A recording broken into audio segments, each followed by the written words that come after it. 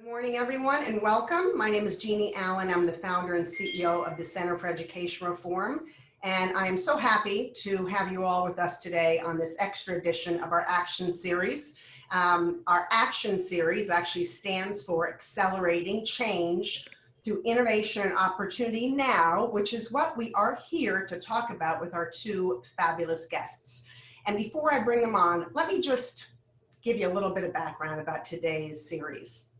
We had a little bit of an interesting week with everything else going on in the world today.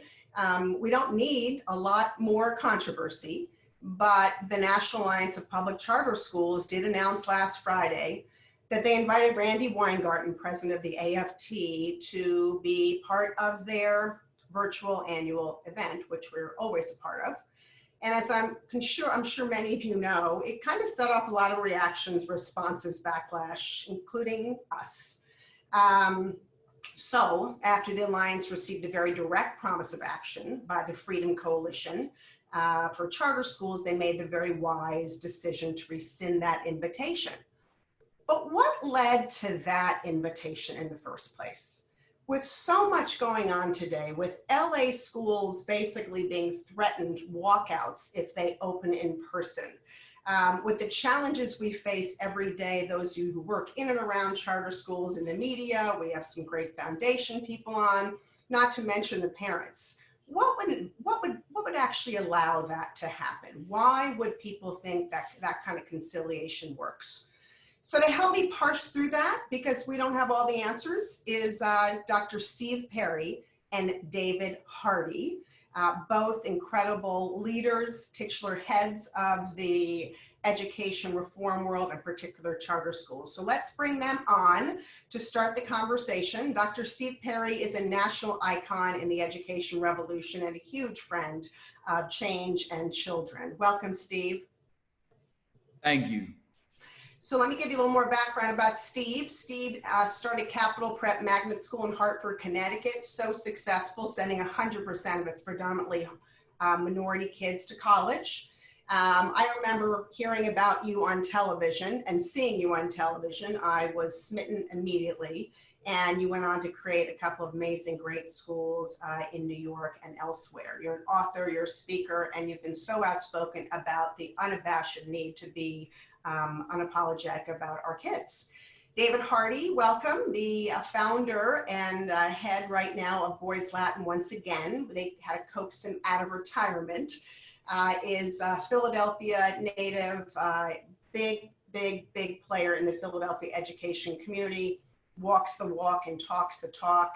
Boys Latin was PA's first and only single gender charter school, which was a fight, and has a student body that's 98% African American, 74% economically disadvantaged. I could go on. You guys are doing such great work for kids. So let's jump in to the questions. Let me just first put this out there, because I think it's really important, Steve, that we level set for people who think we just want to cause trouble. Here is a quote from the Alliance's disinvited guest back in 2017 that set everyone on fire, even people who don't necessarily love charters. Make no mistake, charters, this use of privatization, coupled with disinvestment, are only slightly more polite cousins of segregation. Steve, what do we do with that, especially when charter movement is trying to embrace someone who said that?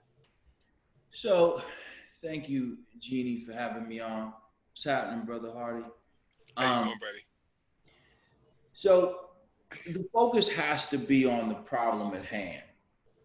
The problem at hand is that charter schools are an existential threat to the status quo racist system that the teachers union, embodied by Randy Weingarten, looked to uphold, but an even greater existential threat to the overwhelmingly white middle class teachers unions are the Black and brown led charter schools, because we represent the clarion call of our community to educate ourselves. a need to establish what power looks like. We're not looking to be hired by another organization, but in fact, starting our own organizations from scratch and showing that the way to prove that Black Lives Matter is to allow for equity to be the only call for the day. There's a sister on the internet who said that y'all are lucky that we're calling for equity and not revenge. Where we are now, it's not about what the Alliance did over the weekend. That ain't really our focus. Our focus is forward on what Joe Biden is doing by bringing people into the fold who have been shown in Randy Weingarten to be the proponents of the most racist, destructive policies in American history. We talk about the police unions and defunding them. Well, the police unions are approximately 12% Black. The teachers unions are less than 7% Black. Wow. So they are not just sister organizations, but the teachers unions is one that is more dangerous to the cause of our community for self-determination. My focus today and every day is on shutting down their impact on my community post haste. There you go. So David, I know you disagree, but take that one step further, if you will.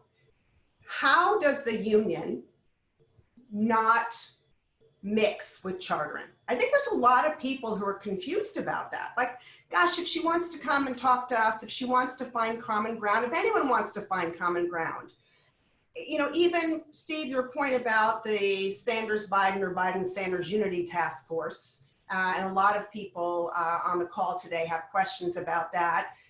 Having Randy Weingarten on there, you're all trying to get a member of the Freedom Coalition, but one member of the Freedom Coalition, one charter person and a Randy Weingarten. Does that make a difference, David? I don't know. I know that not being in the room certainly makes a difference. So let's get somebody in the room and let's see what that looks like. But my point, the point I want to make is that the teachers union doesn't have a whole lot to do with the practice of teaching. The teachers union is a labor organization about wages and benefits and helping people keep their jobs. The practice of teaching does not sit in their wheelhouse. They don't do anything to improve the practice of teaching, to improve teachers and how they interact with their community. They don't do stuff like that. Right. What they do, they're about jobs. And the only reason that they talk to charter schools is because they think it's a fertile ground to get more union members. They don't understand that people come to charters because they don't want to be in that system. But that's a conversation for another day. But this whole idea that they want to control everybody who works in a school, not to improve education, but to improve their bottom line. Why should we even be around that kind of nonsense? That's something that I would never want to be a part of. And that if in fact we had to be unionized, I'd be done with this, because that's the end. You won't be able to get anything done. And that's the end because why? Be specific. What does the union contract represent that you and Steve and thousands of other charters would not be able to otherwise do?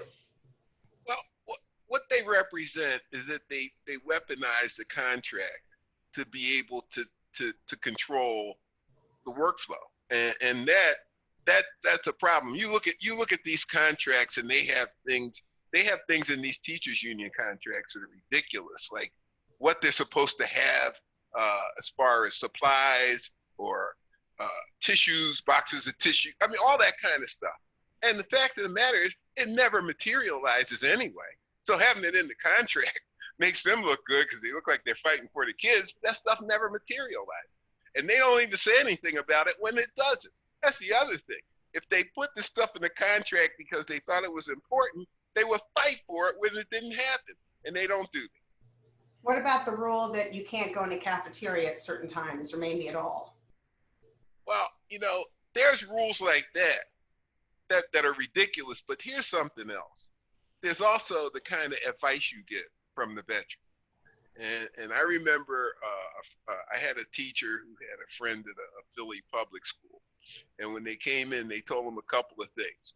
Keep the windows closed in the winter because it's hot and they'll fall asleep. Second thing they said, if it's a fight, stay out of it. But they didn't tell them where the bathroom was before they tell them to mess up. That's what's wrong in public education. It's all about keeping your job at any cost and not by keeping your job through performance. And that's our first school, Capital Prep Magnet School, is a Hartford public school. And there were 7 or 8 unions in the building. And what those organizations do is they specifically work to protect the weakest people in the building at the frustration of those hardworking people who are not weak. They level salaries to elements that have nothing to do with performance. How many years you've been working, how many degrees you have, what certification you have, none of which have any impact on teaching and learning. Not about student test scores, not about parent satisfaction, not about student engagement. Those elements that we would refer to as accountability or customer service or just basic good education, none of those are factored into a union contract. In fact, they're pushed aside. When I was the principal of Capital Prep in Hartford, Connecticut, again, a Hartford public school for 10 years, I could not fire a teacher because her children didn't perform academically. I had to find something other than the student's actual academic performance. So there's that. The second thing that teachers unions do that are especially problematic is they support the most racist policy in American history, which is, outside of course, slavery, which is assigning children to school based upon where they live. This is where the existential threat of charter schools are as it presents itself for labor unions. Labor unions need to guarantee members, which means they need to guarantee a certain number of students in schools. And as long as they can guarantee a certain number of students in schools, they can put together goofy formulas that have nothing to do with science or academic performance, like, well, no more than 20 kids in the classroom. No research actually supports that, but just a number, because it allows them, every time you get to 21, you have to hire a whole other teacher. And then now you're down to 11 in the classroom. So the more teachers that they can garnish the wages of, the more money they have in their political coffers. So by making sure that if you live in a community, you must go to that school, they can continue to have access to the teachers' salaries. The existential threat that a charter represents is when kids leave those schools and they attend our schools and our teachers are not unionized, what happens is the teachers lose a stake in the total number of children who they can make the monies off of the backs of.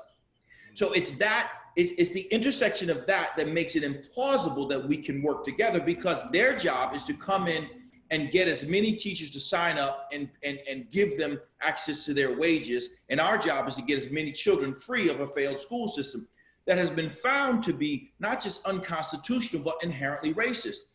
Because when you make children go to school by zip code assignment only, what you do is you compound the limitations of that community. Not because children who are poor can't learn, not because children who are Black can't learn, but because when we put children in schools where low expectations are the order of the day and there is no accountability, therein lies the problem. So when you ask someone like Randy Weingarten to be on the Unity Task Force, which is a joke in and of itself, it's only unity among 2 old white men, so that ain't really unity. Y'all been united.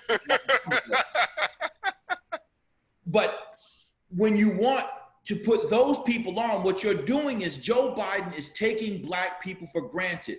He's saying, you hate Donald Trump so much that I could throw anything in front of you and you'll take it. I don't have to consider you for a second. You just, as long as you can keep hating Donald Trump, I can moonwalk, although in a very slow and unrhythmic way, into the Oval Office.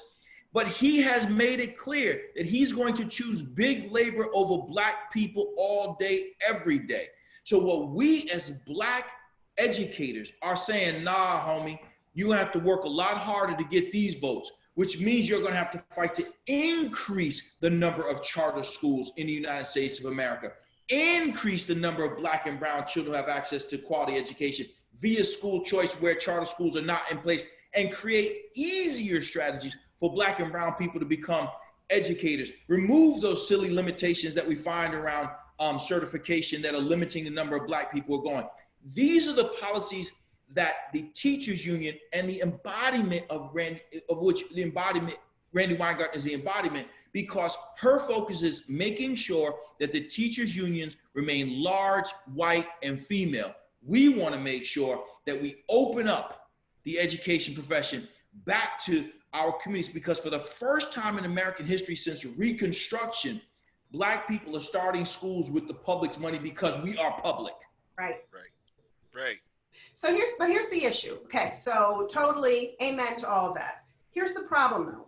In the charter school movement itself, so you guys are all fighting, it's awesome. We got the Freedom Coalition, we have more and more people, Steve, David, Howard Fuller, Margaret Fortune are all leading tremendous groups together to challenge the debates. We watched you go to the debates, it was fantastic. There is more of a voice than ever before among leaders of color, and it's fantastic. But then we have a charter movement that really believes that the focus should be on working with, I don't care who the opponents are, to make sure more money flows into your coffers. So that was the rationale given, for example. And I know we're not going to dwell on the stupid invitation. People make mistakes. I'll get over it after I publish a few other things. I know that we can't dwell on that, but the point is saying that we're looking for common ground so we can go to Congress to get more money completely undermines the point, which was not to be that lobbyist in Washington and be up there with Randy Weingarten. Like, who the heck wants to be walking around the halls of Congress like them all the time, trying to get more and more and more so that you guys can have your hands more tied? So I'll say this to that, and I think it's an important point to make so that we can move forward. When a friend makes a decision that we disagree with, and then a friend changes their direction, then we have to take the friend at their face value. And so National Alliance is a friend. Great. I ain't got time to be fighting friends. I got enough clowns to fight with. And the teachers union has more money than any other union.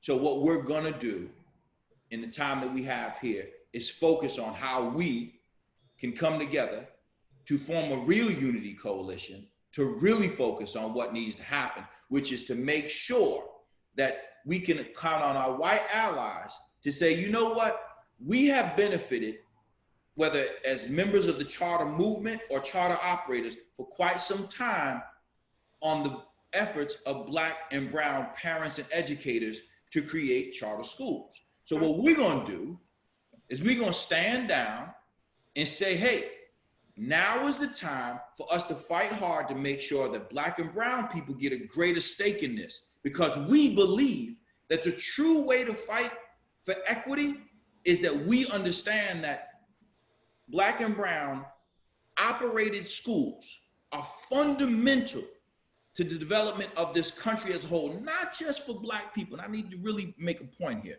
Not just for black people, but imagine, if you will, if more white people met black people as their teacher, as their principal, but more importantly, as the founder of their school. See, we get it now.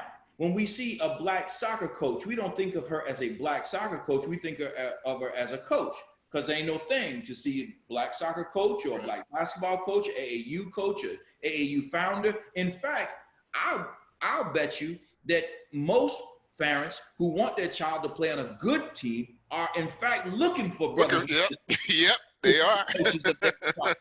So I need them to take that same energy and use it to look for good educators, because what we know from a data perspective is when Black and brown people teach Black and brown people, those children do better. But what if that same benefit could be extended to white people? See, we can't have, in a state like Connecticut, they just passed a law that said that African-American history needs to be taught in the school. Well, damn it, by who? When 96% of the teachers in the state of Connecticut are white and the overall majority of those are women, who's going to teach it? So what we have to do is call upon our white allies to focus forward on what it is that we need to do, which is to stand shoulder to shoulder to make sure that the tip of the spear that is going to puncture the phalanx of the teachers union is going to be the Black and brown parents and educators, because Randy Weingarten decided to throw almost 100 Black parents out into the freezing cold and snow in Pittsburgh back in December, when they said that it was an education conference for everybody. And let's call it a spade or a clown. These are the same people calling to defund the police, but they're the ones who also represent the police as AFT members in the schools. So they are the ones who represent the SPOs.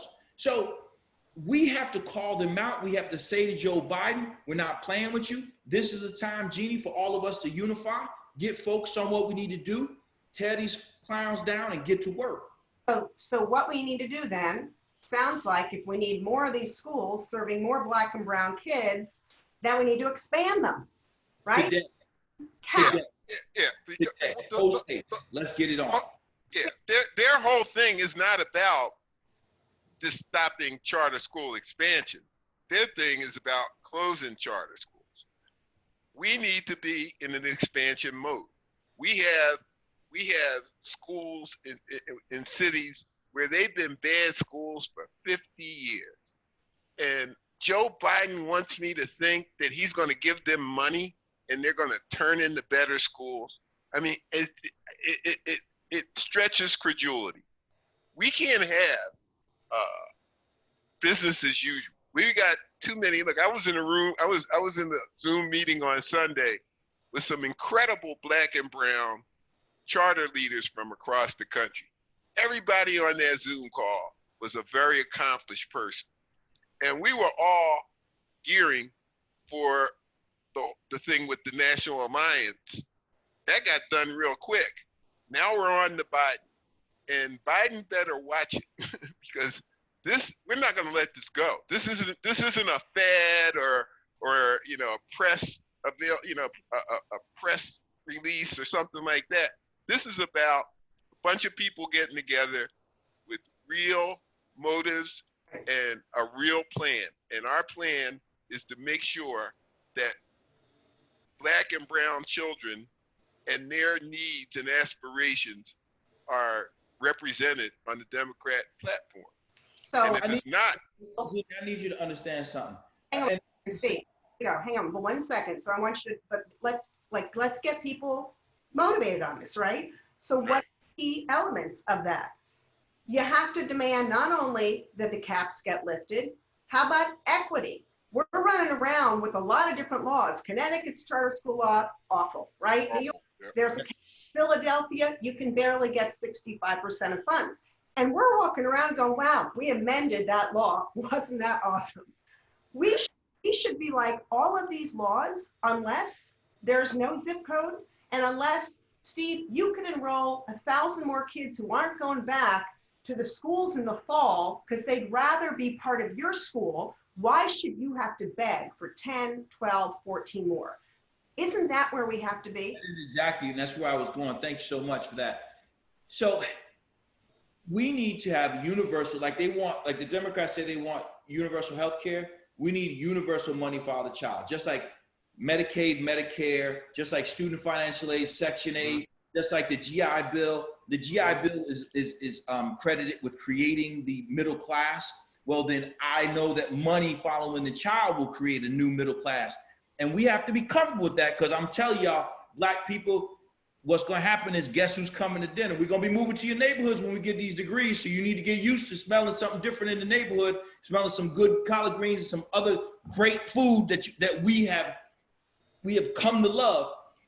Potluck's going to look a lot different in the suburbs once more and more black people have access to a quality education. What we have to understand is we're at a time when we have to push for money to follow the child. Because I need you to understand, Jeannie, one of the things that you're looking at. When you're looking at two brothers that have started their own schools, you ain't looking at something regular.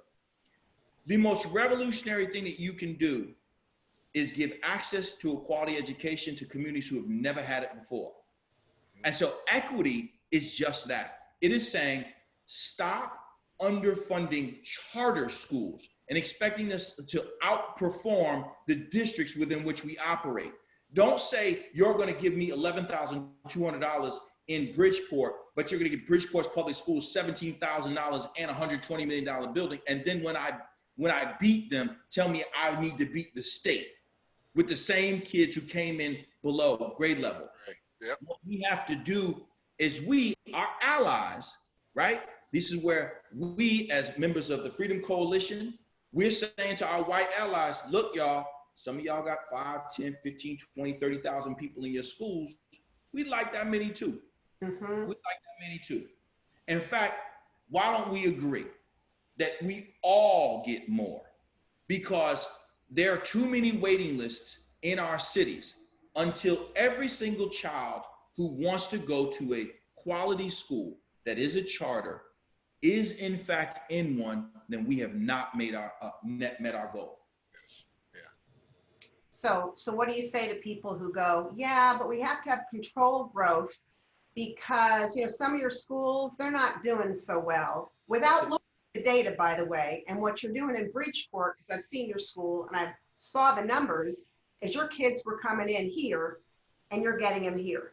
But they don't look at that because they see you got them here, but the Bridgeport public schools aren't getting that evaluation. But again, this is where the fox is in the hen house, because sometimes our own people are pretty foxy, and everybody on this call today and people out there have heard and seen us talk about this, and a lot of you, which is to say, we start casting judgment. Well, you're not KIPP. Yeah, you don't really have that quality control, right? You're not achievement first.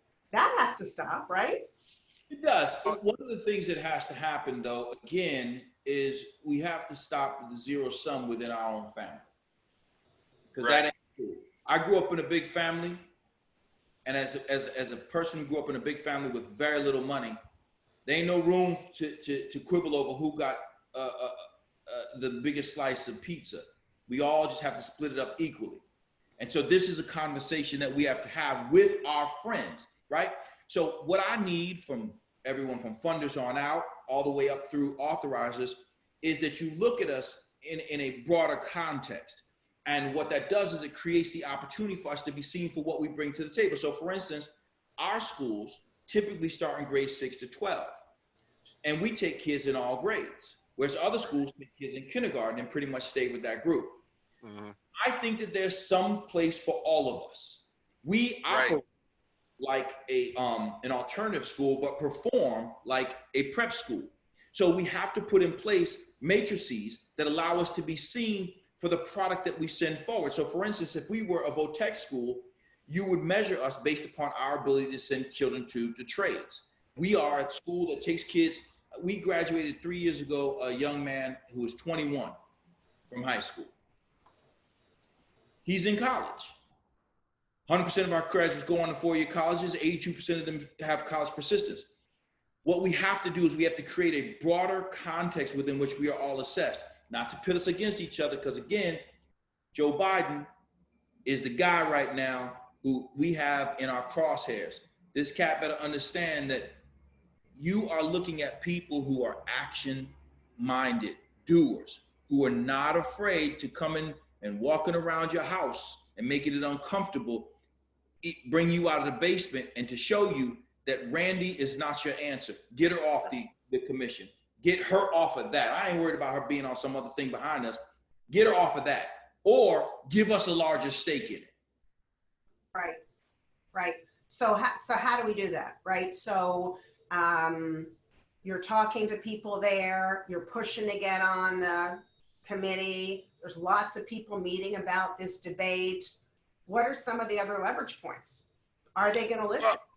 I think that Joe Biden does not want a large segment of the black community going, we don't like what you're doing. And I don't think anybody here, anybody in the Freedom Coalition is just going to give Joe Biden a pass because he's a Democrat, because he's Joe Biden. He keeps talking about, when he talks about anything other than education, he talks about what he and Barack talked about and the decisions they made together. Well, Barack was a lot more charter friendly than Joe Biden is. I mean, it's night and day. And he's got to understand that affects the black community. And look, everybody needs school choice. Everybody needs good school choice. I want all kids to have a good education because it's going to help everybody. But the fact is, we have a system right now where we know who's not going to get a good education. We knew it 10 years ago, 20 years ago, 40 years ago. And we know that 40 years from now, they still won't get a good education in that situation. So it's got to be blown up. We've got to get more options, and we've got to get options run by people from those communities, black and brown school leaders. There's a school here in Philadelphia, Esperanza Academy, run by a couple of Latino ministers who put this together. And I ride by that school, great numbers, nice building. You see the kids coming out happy.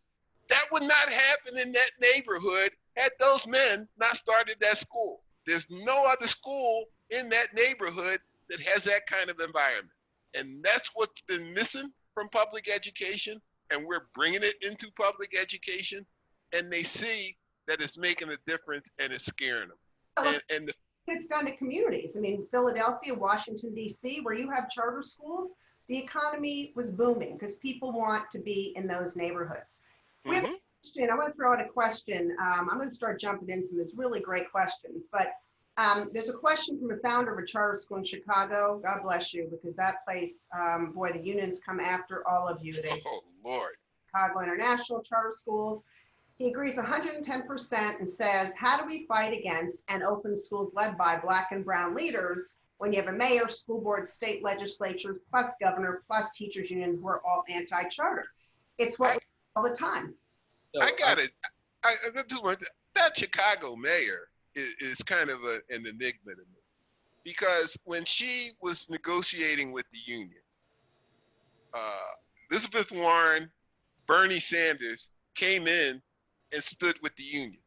Now, this is a black woman, first black woman ever elected, the mayor of Chicago, and she gets kneecapped by two Democratic presidential candidates in a negotiation where, look, here's the other part of this. She ran against the union candidate and killed her. She got 70-something% of the vote. So she had power. And now she's gone on their side. I can't understand that. Let me jump in there, Brother Hardy. So this is where Brother Hardy just left off is where the real conversation goes in terms of answering that person's question. The union is far weaker than anyone ever imagined. The union did not put de Blasio in. He wasn't their choice. They picked Elizabeth Warren. How'd that work out? They picked Hillary Clinton. How'd that work out? They're weak. I'm telling you they're weak. Their strength only comes in our fear. We are fearful of them, and that's where their strength comes. But head to head, they're scared. They're scared because they don't want to be called out. And then what they do is they play this multiplicity of blame. Initially, they're the big bullies on the block. And then when you check them, then they cower and they start to play the politics of race and gender. And, well, you're coming after me because I'm a woman. It ain't got nothing to do with your gender. It has to do with your agenda. And so what people have to do is be willing to fight. If you say you want to run schools in the hood and you want to make sure that children have access to a quality education, then what you must do is be willing to fight first. Second, you have to educate. You have to educate the community to understand that they're being played. If you look at many of the black and brown legislators, ask them where they send their kids to school. They don't send them to these raggedy behind schools in the hood. These raggedy ass schools don't have representative or senator to such and such's kid in that school. And if they do, they have them in one of these IB programs or one of these advanced placement programs that they literally go in through a different entrance and leave through a different exit every single day. They're not among the general population. So you have to educate our friends that this is the real deal, that you're being played. So once people understand that, like, really? Randy Weingarten? Hey, come on. The way that you know that she's lying is if she's awake. So you don't have to worry about fact checking. The woman lies for a living. She's Attorney Weingarten. That's what she does. She's a multimillionaire because she effectively lies on the behalf of $1 billion corporation. So you have to be able to speak truth to power. Stop running around scared of these people. And the last one is, these politicians work for you. They're not czars. It's a mayor. Are you kidding me? Y'all can't be scared of a mayor, city councilmen and women. You can't be scared. I mean, what are you afraid of? Raise money to get their behinds out of office. And when they understand you're not playing with them anymore, then they start to listen. Now I have friends. Now that we've started My Child, My Choice and started Black and started the Freedom Coalition, now I get calls from politicians. Now they have a conversation. Oh, now you want to talk. You want to, okay, cool, let's have a conversation. We have to be willing to fight. My biggest complaint against those people who up to this point have been in the charter movement is they have been too conciliatory, too willing to sit down and hear the other side. There is no other side. The other side is a cliff. The other side is off the edge. The other side is the history in which you knew by zip code the probability of going to prison, by zip code the probability of becoming a parent early. You knew by zip code the probability of whether or not that child would ever learn to read, write, and compute. So not conciliatory, Dr. Steve, though, and I'm going to come back to you in a second with another question.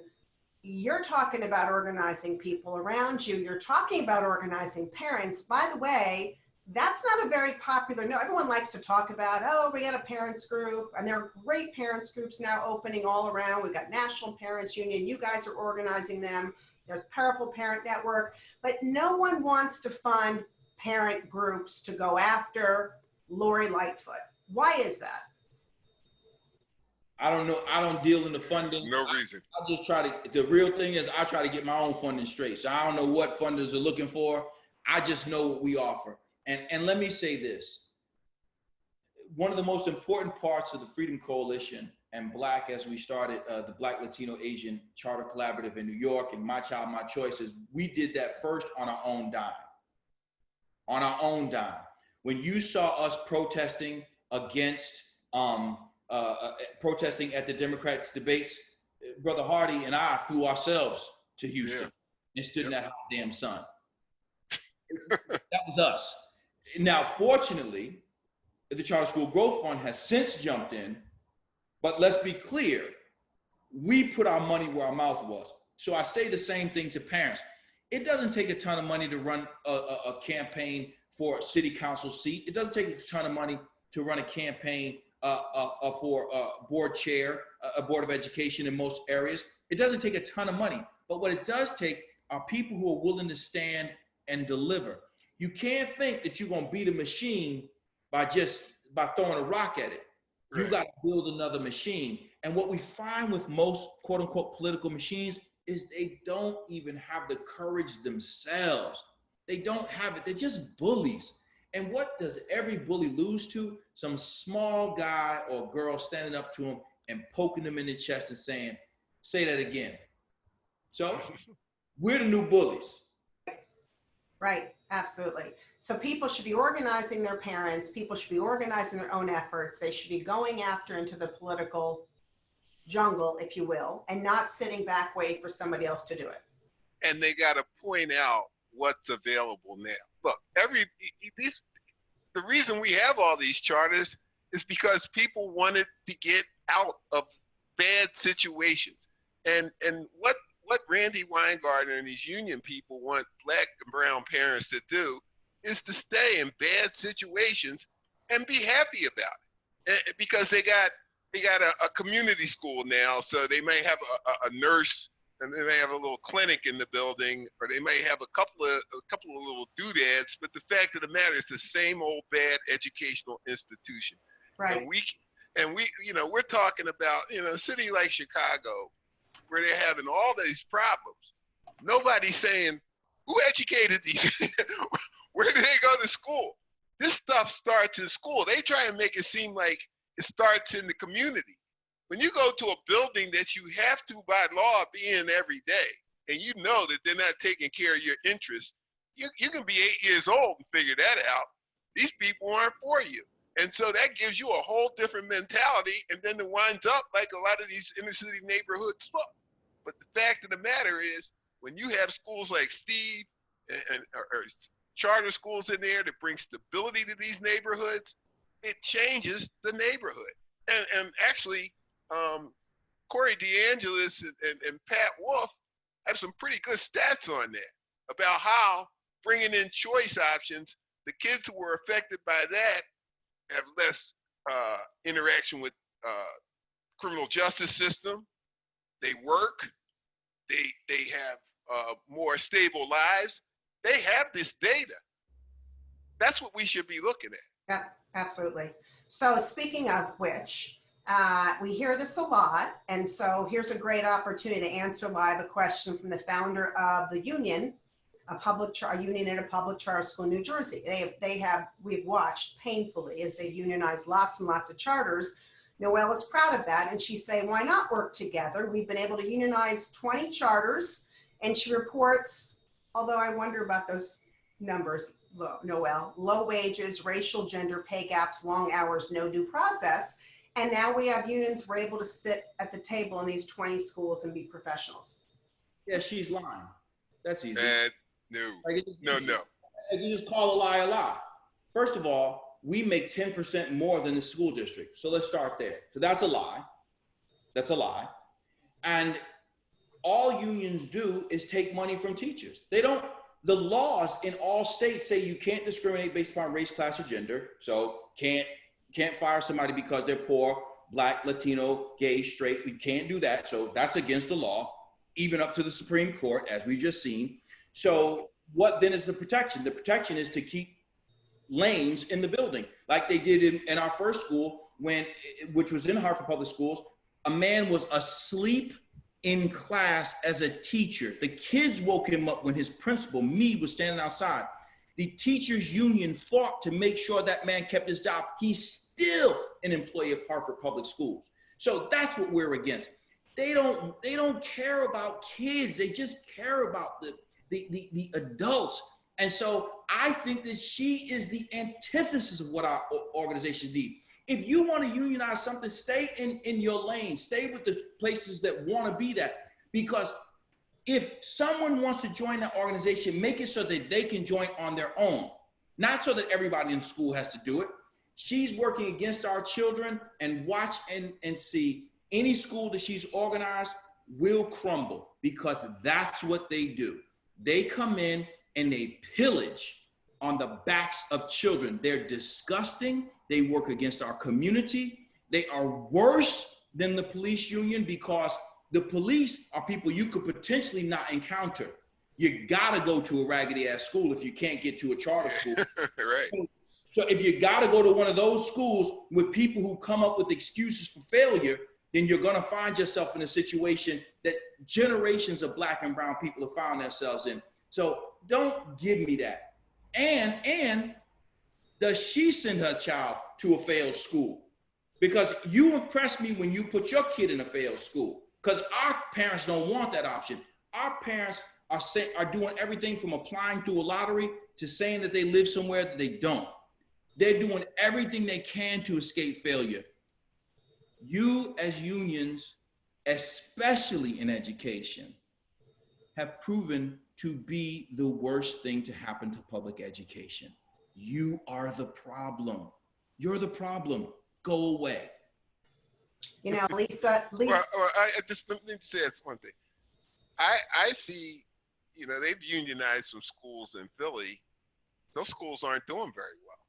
I mean, what happens is it changes the whole dynamic of the school. Steve, and people who run charter schools are working to get their teachers the most that they can because they're doing a good job.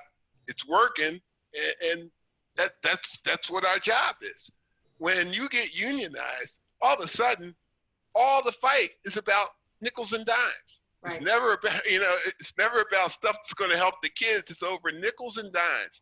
And those are fights we weren't having before, and you were getting money. Now we're trying to hold back on how much we give you. I don't even like being in that situation. Let me give you a quick, for instance, one of the schools that before we started our school, we were a part-time out-of-school program. There was a young lady who was a teacher, and what she recognized was her kids were struggling in math. She's a math teacher. So what she started to do was she invited one kid to sit down and have lunch with her in her room so they could work on math problems.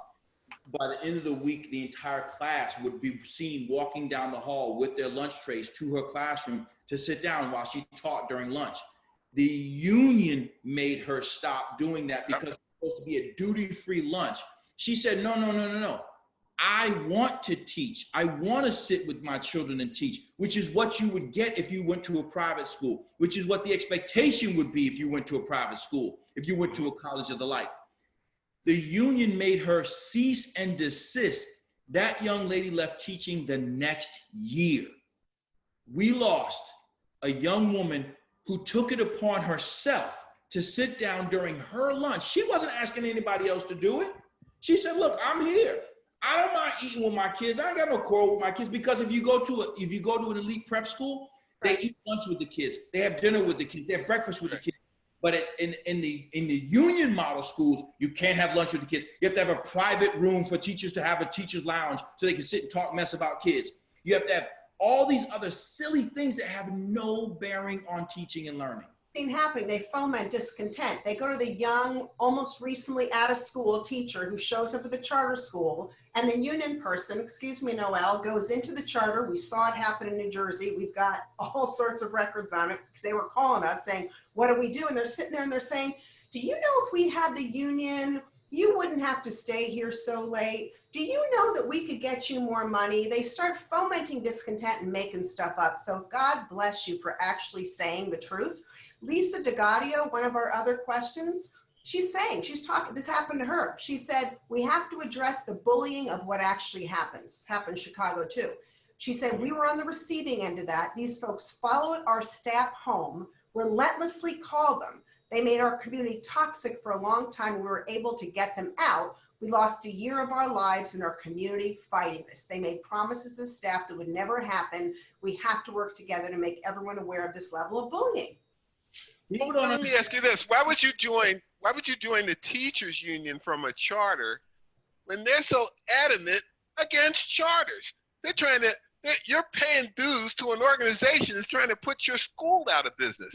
What sense does that make? It's the stupidest thing. When I see charter schools that are paying dues to the unions who are literally trying to shut you down, you are an imbecile. Go work at a neighborhood school where they're patting kids down, where they're wanding kids, they're going through their bags, and then wonder, how did they get that way? Because the union said things like, I talked to a union teacher yesterday. She told me that her school during COVID told her, you may not teach at all. May not. Said you cannot go live instruction. All you can do is send 2 assignments home a week. A week. How vile and disgusting is that you would do that to people's children?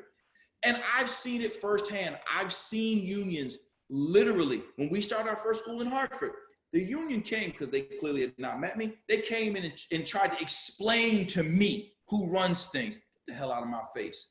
Who are you talking to? Do you know who you're talking to? Like, They come in and from the day one, I've heard stories of union members standing in the parking lot, following teachers to their car, making them feel like they're going to do something to them, following them home, calling them at their homes, telling them where the kids go to school. This is some goon gangster tactics that they consistently use to destroy, only so they can get more money. That's it. Yeah. And you know, Steve, the other thing is when you think about like, just talk about today, what's happening ever since COVID and now even going back. Who are the schools that turned on a dime and got their kids and were educating them? And which ones are talking about not going back? So, Well, there's more than that. You know, in Philadelphia, they have the, you know, in a lot of cities, they have the magnet schools, and then they have the regular schools. Well, when COVID hit, there was a cry that all the kids didn't have computers. So the school district says, we're going to stop instruction. And they didn't get it started for another over 50 days. Okay, these kids went 50 days with nothing. right. Except in the magnet schools. They didn't stop. They ate lunch with their kids. You know, the magnet schools are a different thing than the regular schools. They're more like the private schools.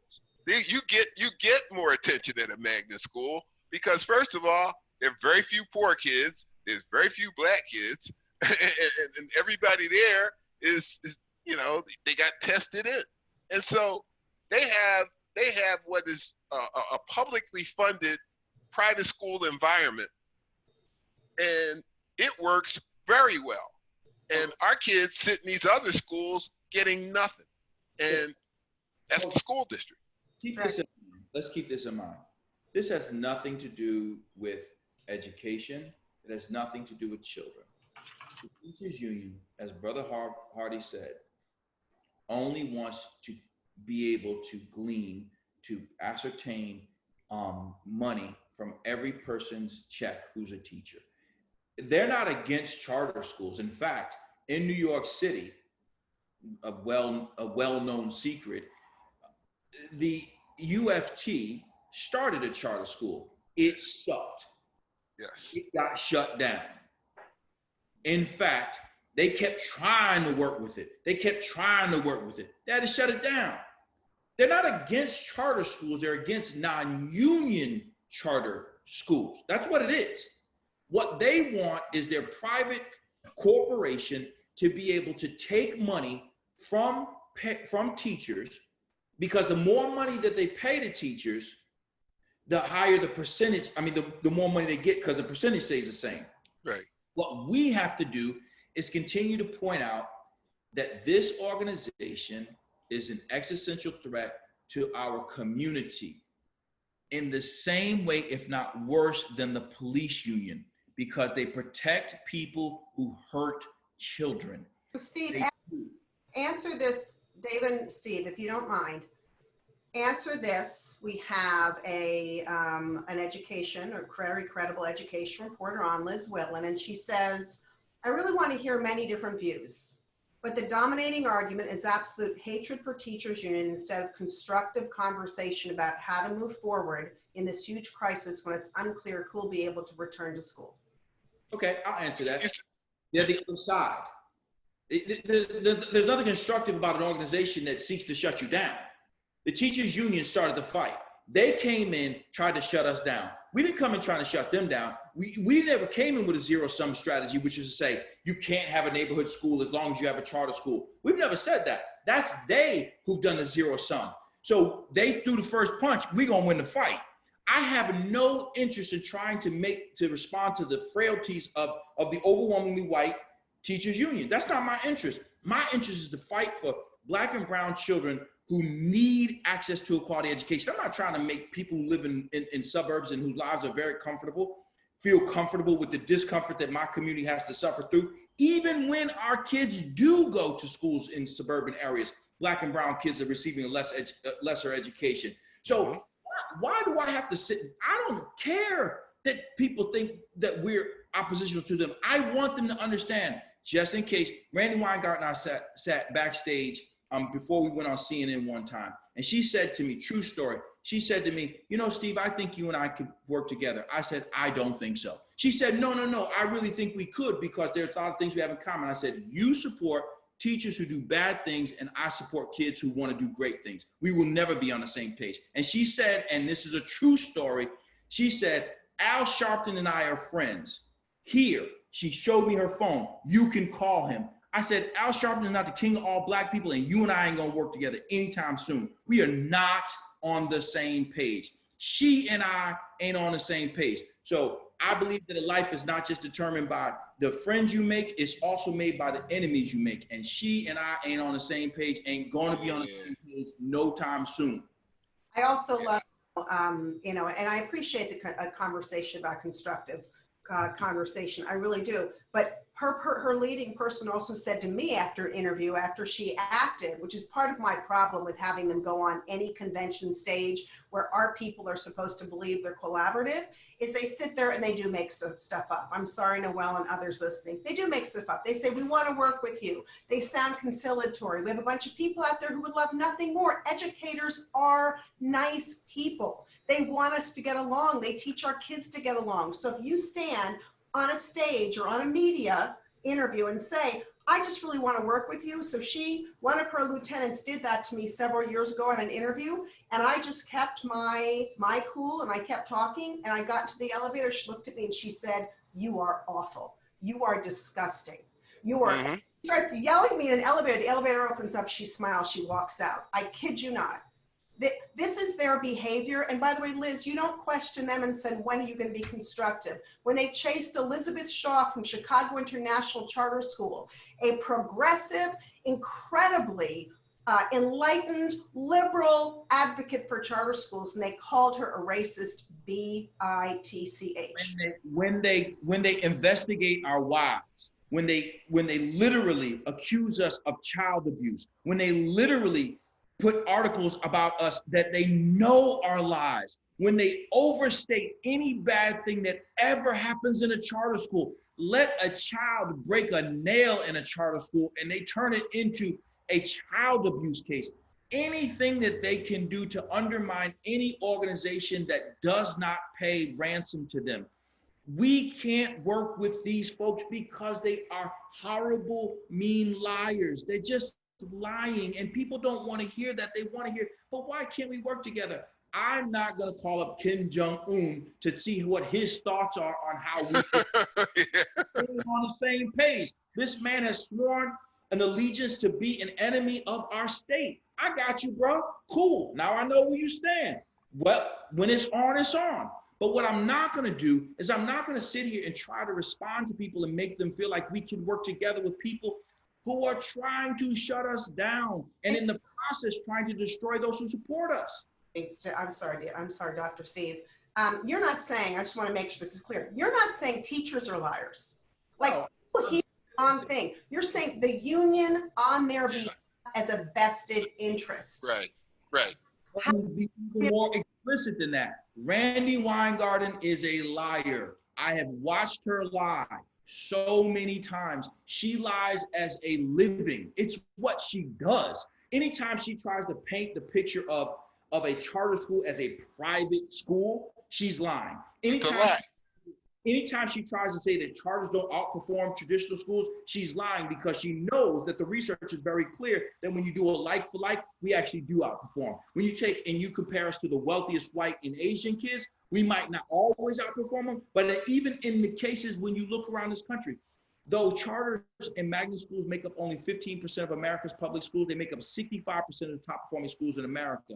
And in any community of color where you have a high performing school, guess what? It's likely a charter school. So they're not telling the truth. It's like when Donald Trump says that more white people are killed by police officers than black people. Yeah, in terms of numbers, but there's a higher incidence of it among black people. There's a higher threat of it among black people. So when I'm saying it, I'm specifically talking about the likes of Randy Weingarten and all these other presidents of the teachers unions who know that they're lying. Look, man, if you want to be in a union, Godspeed. You want to give somebody money to do nothing? Hey, man, a lot of people join gyms and do the same thing. You pay a gym membership and then you do it. You buy clothes and you use it to hang your clothes on to make sure they dry real well. So you can do what you want to do with your money, but do not come in here and try to mess with my community because I will fight you to the bitter end. You got the wrong one in me. I'm not scared of you. In fact, I wake up for this. You excite me when you say you want to fight. So you got the wrong one.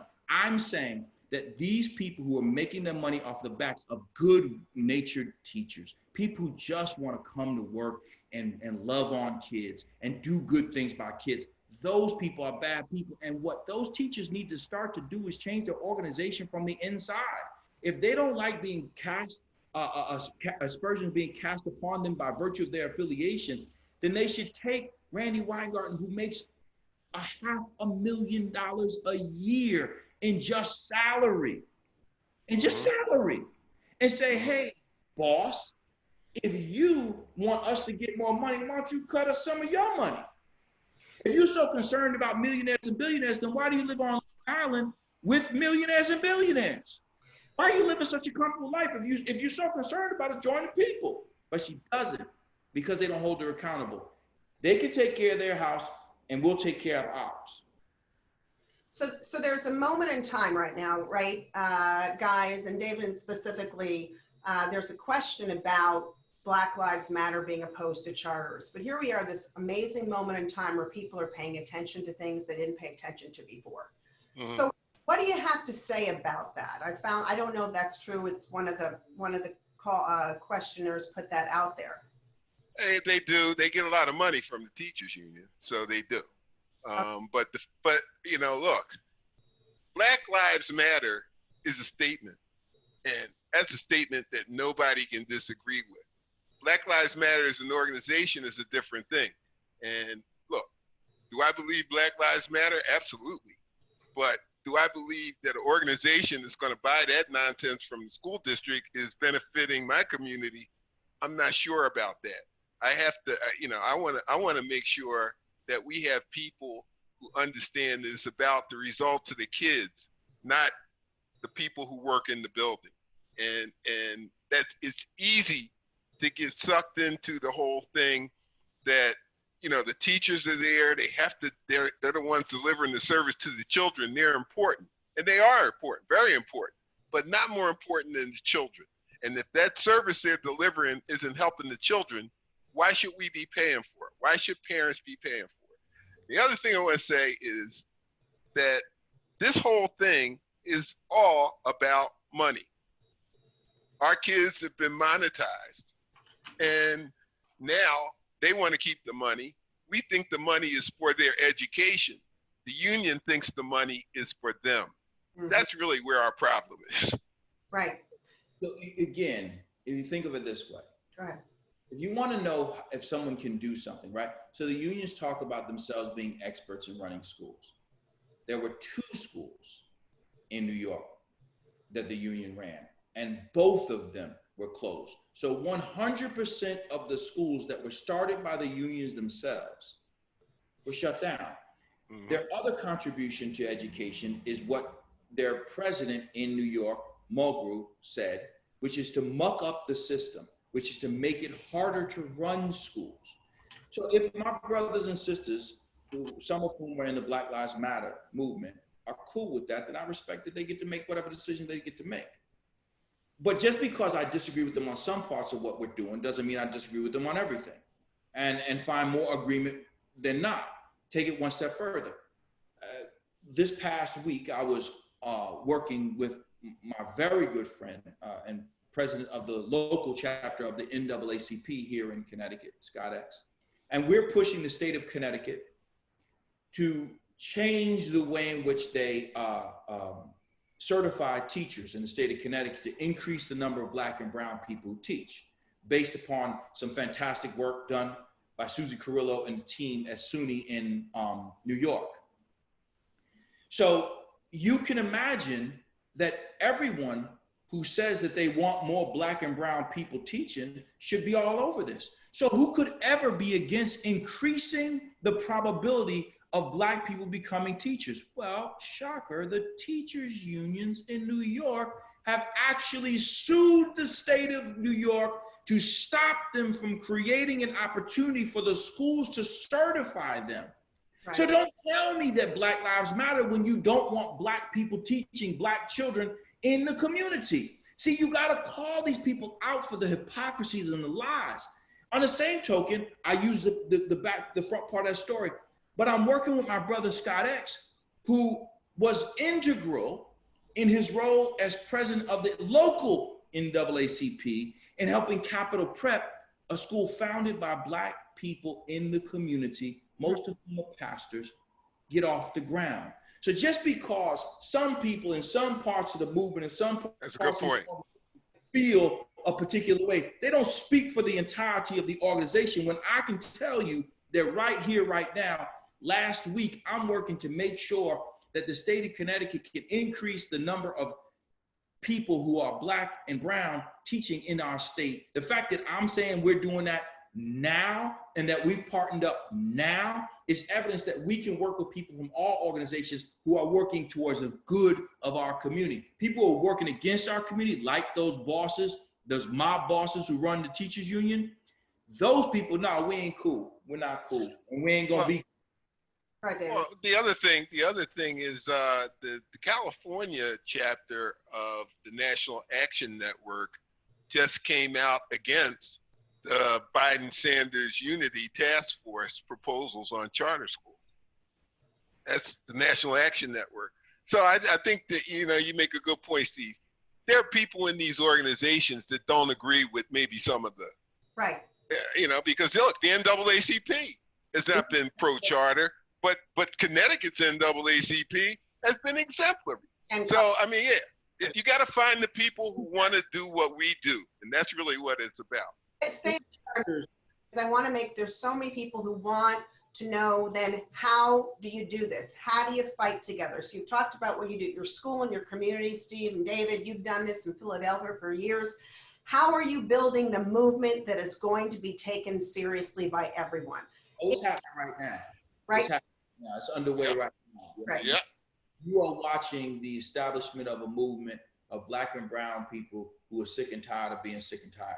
And you ain't looking at regular people. When you look at a person who is Black or brown, who has the courage, I'll say in polite company, the courage to start a school from scratch. We ain't got no endowment. We don't have anybody who's putting us on. Ain't no rich friends. This is just a group of people coming together, sitting knee to knee to start a school from scratch. You ain't dealing with regular people. These ain't people who just took a job somewhere. These are people who took their entire career, and in many cases, their life savings. Their life savings to charter schools. Many of us were started off financially upside down because we spent our own money to start these schools, paying friends to do flyers, to go around the community, to go and tell people that you open in a school, paying people to come in and do comms for you out of your own money. So what we're doing, what you're seeing is a movement right before your very eyes. It's a real movement. The second thing you're seeing is that we understand that in every single state where there is a robust school choice culture, there are two things in place. There are Black and brown legislators who are being held accountable for being Black and brown, because we know that they're not sending their children to raggedy ass schools. So we don't want them to send any of their constituents' kids to raggedy ass schools, no matter how much big union promises to pay for them. And then we're working with people from both sides of the aisle. I don't care if you're a Democrat or Republican. I rock with both. I spoke at ALEC on one day, and then I spoke at the Urban League the next day. I'm rocking with who's ever willing to rock with our community. So we're not going to pigeonhole ourselves. I'm not a member of a group that's just the Democrats for education reform. I support them and respect them, but that's not what my job is. It's a good job for people who have it. It's just not my job. I can work with people from all sides, is what I'm saying. Back to what you said in the beginning about money following kids. Like you said, money should be, the money should be with the child. So are you willing also, like, do you guys support what's going to be in the COVID stimulus package next week? Another $5 billion for scholarship programs? Is that some freedom? I'm not well enough to speak on it, so I can't speak on that. But it's like I do, and I'm in favor of it. Because what happens is it's going to help low-income kids in those parish schools, private schools. What is it? Describe what it is. It's a program to be able to get scholarship money to low-income families so that they can use to attend a private school. And most of those are going to be like local religious schools, local private schools, small operations. But they're kids. They should be publicly educated They have horrible schools in their neighborhoods. There's a good Catholic school in the neighborhood. I don't see any reason but with us using that money to support them in a place where they're going to do well. I mean, sending money, $15,000 a kid, 30 people in a room, that's $450,000. The teacher gets paid maybe 80. Okay? Where's that money going? This is huge money going into these school districts, and people in Philadelphia is $3.5 billion.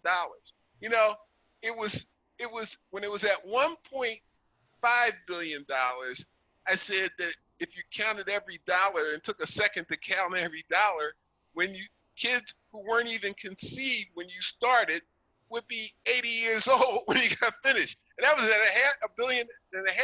It's $3.5 billion. That's $2 billion more that we got in public education in Philadelphia since the mid like 2005. $2 billion. Do you see a difference? I don't see a difference. So we have to get control of the money. This is all about money. These are our children who represent money. We ought to be able to send them to a place where we get something for our dollar. That's the point. Let me add to that. Let me add to that. You know who supports money following the child? All the people who support increasing the amount of money that goes to student financial aid. No one cares if you got into an HBCU that's private, or whether you got into Yale, or whether you got into Brigham Young University, or Oral Roberts, or Boston College, or Georgetown University. They don't care. They just care that that money follows a child. Nobody cares about money following a child when it's for aid to families with dependent children, because that money follows a child. No one cares about Medicare, because that money follows a child. No one cares about Medicaid. No one cares about that. This is what the money should go. We have systems in place, as I mentioned before, the GI Bill, where money follows the student. And we expect it. That's why so many Black and brown people in particular who are low income put their lives on the line for this country, not because they believe in the country, but because they want a college education that they could not afford. So we don't think of whether or not the hospital that we send our child to is a religious hospital, if it's a private hospital or public hospital. We just want to make sure that our child lives and lives better. So the only place where there's a concern about money following the child is K-12. And it's a simple, basic issue, which is the same basic issue all along. The teachers' unions want all of the money. The money. Yep. That's all. Yep. We shouldn't make this about something other than what it is. What they want to do is they want to ensure that if someone teaches in what's referred to as a public school, that they must give a portion of their salary over to the union. And if you do anything at all to in any way shift that from occurring, if you do anything other than that, then they're going to attack you. They're going to attack your character. They'll attack your family. They'll attack everything about you. They will call you every name that they can think, blow a rat up and put it outside your school, your home, whatever. They will use racial epithets. Again, they will do anything they can to get that money. That is what this is about. That it is nothing to do with children. Children are just collateral damage in the efforts of the teachers' union. That's just it. Oh, and you know that they shame white politicians, and many white followers of those politicians feel like they have no choice but to go along with them, because after all, their philosophy is money solves educational problems. But money solves educational problems if it's controlled directly at the school level, not, as you said, as power brokers. Let me. I want to make a point here. See, I think that's what the real value and importance of the Freedom Coalition is. Because normally when they make those arguments, they're making them to white people. They don't make them to us. And we ain't taking it. Y'all don't want to be called a racist, so you don't want to be called a racist. So y'all just scared. They put you into intellectual ghetto. And the only thing they can say to us is, you sleep with billionaires. My wife may be middle class, but she is not a billionaire. Yeah, my wife's right here. She ain't a billionaire. So for us, and accusing me of coming up out of poverty by doing the right thing ain't an accusation that I'm gonna run from. Same here. I'm way better than I was when I grew up in public housing. You damn right, and I ain't gonna run from it.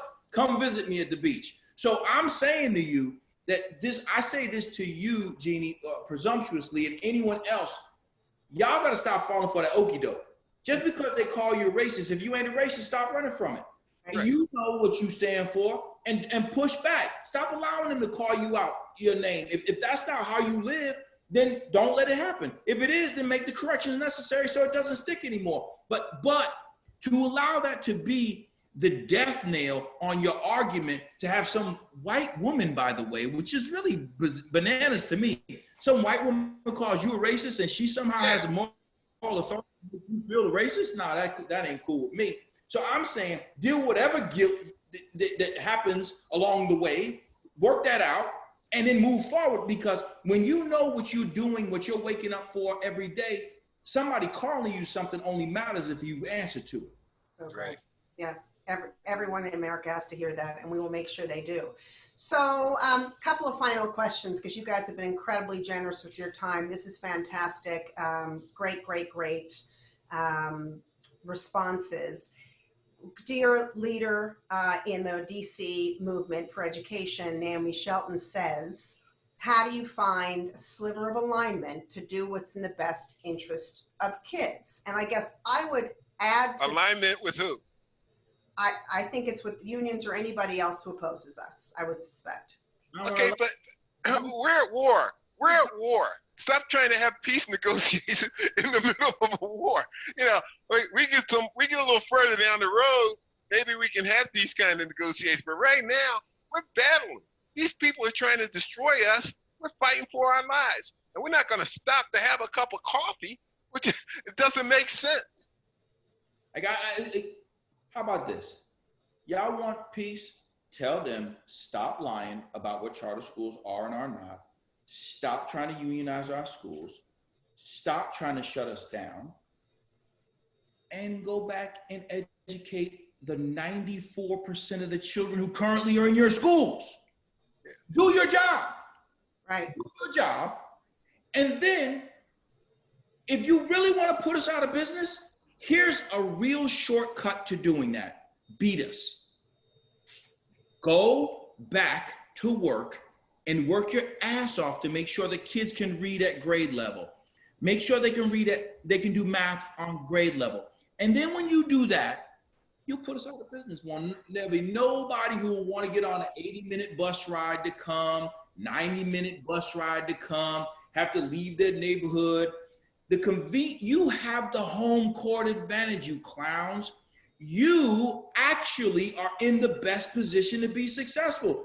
You are just up the street. You're the one with the gym. We don't have gyms in most of our schools. We got gymatoriums and these other goofy things. We're trying to carve sports out of thin air. You have all of the advantages, and you're still getting whooped by a ragtag small group of educators who refuse to say die. And so you can't leave well enough alone, so you got to come over and try to infiltrate us and kill us. If you want peace, then be peaceful. Do the one thing that you're being paid to do. Go back and educate Black and brown kids. If you can't do that, shut your mouth. Yeah. You bring up an interesting point about them having the home court advantage in all those buildings. That's why they don't want to give us the buildings. That's why when you try and buy one of their buildings, we got to hold on to this. You know why? Because they know once they give up that building, they lose their entire foothold on that community. They don't want to give up that foothold. In Wichita, Kansas, this is a true story. A brother opened a charter school who's a pastor. He opened a charter school. Charter school does well. The Board of Education passed an ordinance that never again can a building that was once a school be used as a school again. It can be dilapidated. It cannot be resold as a school. As I a remember school, that. And that's something that work. that shows you how the animus that these people have. They don't want to give. Look, in my old neighborhood, the school that I went to was closed. The middle school that was in the neighborhood is closed. And then if you go up the street about another 4 blocks, it's another elementary school that's closed. They're closed. They're empty. They're blight to the neighborhood, but they won't sell them to a charter. Now, what's wrong with that? Yeah. That's just evil. Rather sell it to a for-profit corporation to put housing in there. They rather sell it to a for-profit corporation to gentrify the neighborhood. They rather just sell to some billionaire who will come in and develop it and turn it into high-rise places with these beautiful wood floors and these fantastic windows. But letting black and brown people go back into a building that was built for them won't let them do it. Well, here's another thing they do in Philadelphia. They have they sell it to a developer who then rents it to a charter school. So what they did is put somebody else in a profit position to be able to profit off us. And then they go, oh, they're profiting off the kids. No, you put them in that position. You gave them some money. Basically, you gave them a revenue stream. No one in DC wants to criticize openly our mayor or city council, including some people that are asking questions right now. They have 12 buildings. Instead of being turned over, they're crumbling. They're keeping them. We've got kids on the waiting list, and people are like, oh, be nice. Don't say anything bad. This goes back to your point before. And listen, this is you're so right that we have to be out there. You have to be out there. You guys are leading the charge in terms of running your schools, and you happen to represent the very people that charter schools are intended to serve. And I think the rest of us should just get out of the way and follow you and hold your coat, because I'm telling you what, this conversation should be happening in every city, in every community across the country. And until people understand that the union contract, it's about tissues, but it's also about what they've done to the actual discussion and the relationship between the teacher and the manager. It's the way they control the parents. Tom Sowell has a great book out right now, Charter Schools and Their Enemies. They're coming out. Great school. I mean, that's going to blow people away. Help us close this down the next few minutes. Concrete steps, or do they just is it Twitter, Dr. Steve? Is it just showing up at every convention? Is it writing letters? What are some of the tactics that people need to take? So a couple of things. One of the things that they need to do is they need to recognize that all education is local. And so run for your local school board, because you could transform access to quality education. You could charter your entire school district if you wanted to. You could bring in organizations who could run fantastic schools in your neighborhood in those same buildings, because many of us who run charter schools would take those buildings that the traditional schools are complaining about in a heartbeat. We're sick and tired of working out of former mental health facilities or trailers or other things and still whooping y'all. We're tired of that. That's one thing. It's all local. The second thing is stop guaranteeing the Democrats your vote just because you're black or because you're a progressive. Look, we have to push local and national Dems to understand that at the end of the day, I'm a father of 2 sons, both of whom went to Capitol Prep, both of whom go to Capitol Prep. One is going off to college. He will be in Philadelphia again. Cool. Mother Hardy. And yes, went to Capitol Prep and is now going to the University of Pennsylvania. I eat what I cook. So I say this, hold accountable those people who call the public schools their schools. It ain't your school until you send your child to it. When you send your child to it, it's your school. Up until that point, it is your employer. It's your job. You wouldn't call the prison your prison. You wouldn't call the police force your police force. So this ain't your school either. So we have to hold people accountable for what they're doing to us. And finally, we have to be clear and unafraid. Those people who are elected officials, if they do not support universal school choice, then they are working against the community. Public education was never intended to be the building at the bottom of the street. That was just the most convenient strategy at its inception 350 years ago. But since that time, whether it was Dr. King and Where Do We Go From Here, Community of Chaos, saying that we need to take schools and what he referred to as build them outside of the community. He called them educational parks, not schools that were in the community, but in fact, schools that you went to. He said that were a magnet to attract kids to. That's Dr. King said that. Dr. King said that. Malcolm wasn't sending his kids to local neighborhood schools. None of us would expect Malcolm. Thurgood Marshall wasn't sending his kids. He sent his kids to private. I mean, look, and I think that's the right thing to do. It's the best thing for his kid. But give low-income parents that same right. And think about food stamps. If we all had to go to the same store with those food stamps, it wouldn't be a good thing anymore. Or take it one step further. The way that we tear down housing projects is not to build another one next to it. It's we give Section 8 vouchers. Absolutely. The way give them a chance to walk away from it. That's what we want. A chance to walk away. Take people from the poverty of their current school system is to give them student financial aid to use to go to college. The way that we take care of the indigent who need health care is Medicaid and Medicare. These are all things that we've done throughout the American experience, Social Security being another thing that we do to provide some level of revenue to a family who could not do so themselves. So what they're not against what they're referring to as the privatization of public education, because they're not sending their kids to public colleges if they can get them into an elite private. No. So they're going to send their kids to the best schools they can. And they want to do that for their kids. That's what I want for everybody's kids. I don't think that my kids are any smarter or better than anybody else's kids. I just want the same thing for your kids that my kids get. Right. I'll tell you one other thing. If you're going to be in this business, if you're going to start a charter school, you got to grow a thick skin, because it's not like just opening up a school and being the principal. Public school principals don't make real estate decisions. Public school principals don't have to go out in the community and drum up support. They sit in that building and let everything come to them. And whatever doesn't come to them, they don't worry about. That's not the way you do it. You have to be involved in every facet of this business. It's not just being an educator. Steve's a hell of an educator, but Steve is something else. You see that. And that's the people who do well in this are people who learn how to be multifaceted. You just can't be a one-trick pony in this. It just won't last. You can't.